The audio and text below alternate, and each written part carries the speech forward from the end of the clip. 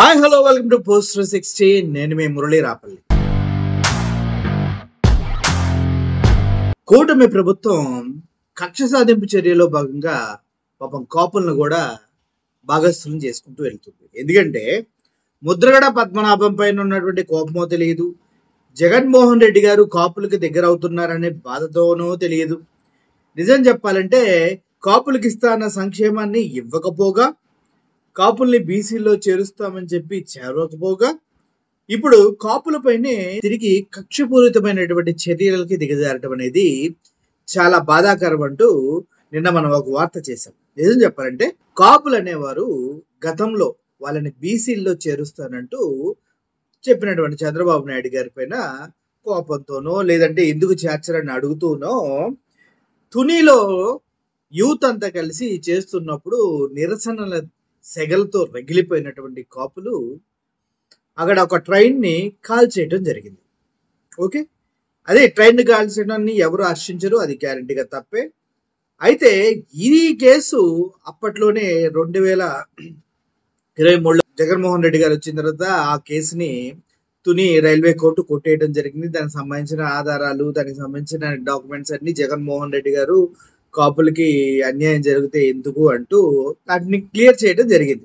So ఆ క్రమంలో కాపులు తుని నుంచి ఎక్కువ జగన్మోహన్ రెడ్డి గారికి ఇష్టపడే వాళ్ళు ఉంటారు. ఎందుకంటే ఆయన హయాంలో అన్ని కేసులు కొట్టేయబడ్డాయి అనేసి. దానికి తోడు ముద్రగడ పద్మనాభం అనే వ్యక్తి కాపు నాయకుడిగా అప్పుడు ఆ ఉద్యమంలో ముందుండి నడిపించాడు. ముద్రగడ పద్మనాభం పూర్తి స్థాయిలో వైఎస్ఆర్సీపీ పార్టీ స్టాండ్ తీసుకుని ఉంటున్నాడు కదా. మరి అప్పుడు కూటమి ప్రభుత్వానికి అసలు ఎలా యాక్సెప్టెన్సీ వస్తుంది? కాపుల్లో ఒక నాయకుడు ముద్రగడ పద్మనాభం అనే వ్యక్తి వైఎస్ఆర్సీపీ పార్టీ వైపు ఉండి, అరే ఈడురా కరెక్ట్ అయిన నాయకుడు, మనకి దిశానిర్దేశం చేస్తాడు, మనకు మంచి చేస్తాడు, కాపులకి తను అనుకున్నట్టుగా సేవ చేయగలిగిన వ్యక్తి ఇతనే, కాపు నిధి కాపు అవన్నీ పెట్టింది ఇతనేరా, చంద్రబాబు నాయుడు గారు కేవలం మాటలు చెప్పారంటూ ముద్రగడ పద్మనాభం చెప్తూనే ఉన్నాడు కాపు సంఘాలకి. కానీ కాపు సంఘాలు అక్కడున్న పవన్ కళ్యాణ్ చూసో ఎవరిని చూసి ఈ పాపం అటు మొగ్గు చూపారు. కానీ ఇప్పుడు కక్షపూరితంగా ఏం చేయాలనుకున్నారో తెలియదు కానీ మళ్ళీ ఇంకో జీవోని రిలీజ్ చేసి సమస్య పోయిన సమస్య అంటే కంప్లీట్ గా వెళ్ళిపోయింది, కోర్టు జడ్జిమెంట్ ఇచ్చేసింది, అందరినీ విడుదల చేసేసింది, అంతా అయిపోయింది. మళ్ళీ ఇప్పుడు దాన్ని తిరగతోడే ప్రయత్నం చేశారు. ఏమని? ఏదైతే కాపు ఉద్యమం టైంలో కాపుల్ని బీసీల్లో చేరుస్తానని చంద్రబాబు నాయుడు గారు చెప్పిన మాటలు చేయకుండా ఉన్న సమయంలో జరిగిన ఉద్యమం టైంలో ఏదైతే రైల్ని కాల్ చేశారో, ట్రైన్ ని కాల్చారో ఆ కేసును మళ్ళీ తిరగదోడమంటూ ఒక జీవో ఇచ్చారు. ఒక జీవో అంటే ఎలా వస్తుంది ఒకసారి ఆలోచించండి. జీవో ఎవరి ద్వారా వస్తుంది? ఒక కలెక్టర్ ఇచ్చేస్తాడా, లేదంటే ఒక క్యాబినెట్ మినిస్టర్ ఇస్తాడా, లేదంటే ఒక గవర్నమెంట్ వ్యవస్థ ఇస్తారా? చంద్రబాబు నాయుడు గారికి తెలియకుండా ఒక జీవో వెళ్ళిపోతుందా? ఆలోచించండి ఒకసారి. పవన్ కళ్యాణ్కి తెలియకుండా, హోమ్ మినిస్టర్కి తెలియకుండా, చంద్రబాబు నాయుడుకి తెలియకుండా, లోకేష్కి తెలియకుండా ఒక జీవో వచ్చేసింది. కాపుల్ని మళ్ళీ శిక్షించాలి మీరు, వాళ్ళు చేసిన తప్పు, ఎవరైతే అందుట్లో ఇన్వాల్వ్ అయి ఉన్నారో అందరినీ జైల్లో పెట్టాలంటూ హైకోర్టులో అప్పీల్ చేయడం జరిగింది. ఒక జీవోని అటాచ్ చేస్తూ దీనిపైన తీవ్ర స్థాయిలో విమర్శలు వచ్చాయి. దీనిలో ఇన్వాల్వ్మెంట్ ఎవరెవరు ఉంది? జగన్మోహన్ రెడ్డి గారి పైన కక్ష ఉంటే జగన్మోహన్ రెడ్డి గారితో చూసుకోవాలి.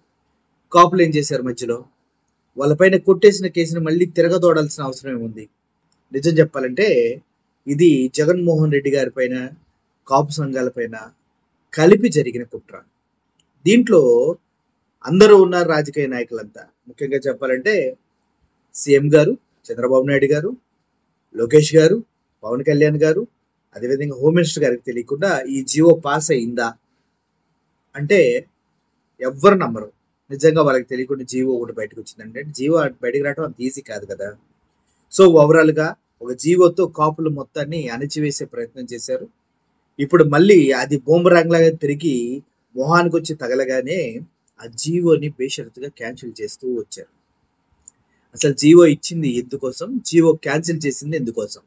ఈ విషయాలు కనుక మనం క్లియర్ గా గమనిస్తే కేవలం కాపులు జగన్ పక్షాన ఉన్నారు.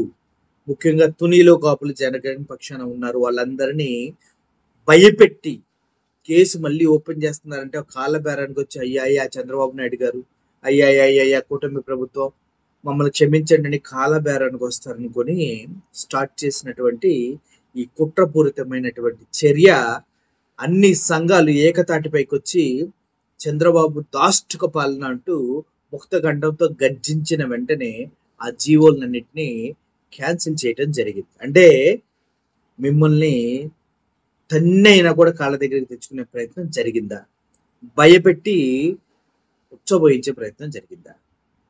ఎందుకంటే మామూలు విషయం కాదు కదా! మామూలు విషయం కాదు కదా! ఆల్రెడీ కొట్టేసిన కేసుని తిరిగి ఓపెన్ చేసి కాపుల పైన కేసులు పెట్టండి, కాపుల్ని జైల్లో పెట్టండి అంటే మామూలు విషయం అది? ఎంత కుట్రపూరితమైన విషయం అది? ఆలోచించండి. అవునా కదా? ఎంత కుట్రపూరితమైన విషయం అది. సో మీరంతా ఒకసారి ఆలోచించండి.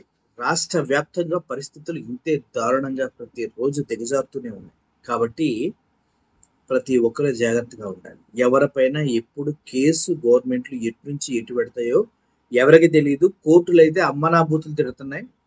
అయ్యా ఇది కాదు సిస్టమ్, ఇలా కాదు, మీకు ఎన్నిసార్లు చెప్పాలి, మేము పరిశీలిస్తున్నాం, మేము చూస్తున్నాం, మేము ప్రతిదీ గమనిస్తున్నాం అని చెప్తున్నా కూడా పోలీసులు అంతే ఉన్నారు. సీసీ ఫుటేజ్ ఇవ్వమంటే వాళ్ళు సీసీ ఫుటేజ్లు ఇవ్వట్లేదు. అక్రమ నిర్బంధనలు, అక్రమంగా నడి రోడ్డు మీద కొడతాలు ఇవన్నీ జరుగుతూ ఉన్నాయి కూటమి ప్రభుత్వం. కానీ మాట్లాడుతూ లేదు. ఇంకా హోమ్ మినిస్టర్ గారు అట్లన్నీ సమర్థిస్తున్నారు. కాబట్టి ప్రతి ఒక్కరు చాలా జాగ్రత్తగా ఉండాలి. ముఖ్యంగా కాపు సోదరులు ఈ విషయాన్ని మనసులోకి తీసుకొని ఏదో కూటమి ప్రభుత్వం పైన గర్జి పెంచుకొని రేపు రోజున ఎలక్షన్స్ అప్పుడు కూటమికి ఓట్లు వేయకుండా ఉండకండి. ఎందుకంటే ఎంత ప్లాన్డ్ గా చేసినప్పటికీ మీరే గెలిచారు కదా. పాపం కూటమి ప్రభుత్వం ఓడిపోయింది కదా ఈ కేసు పెట్టే విషయంలో మాత్రమే మాట.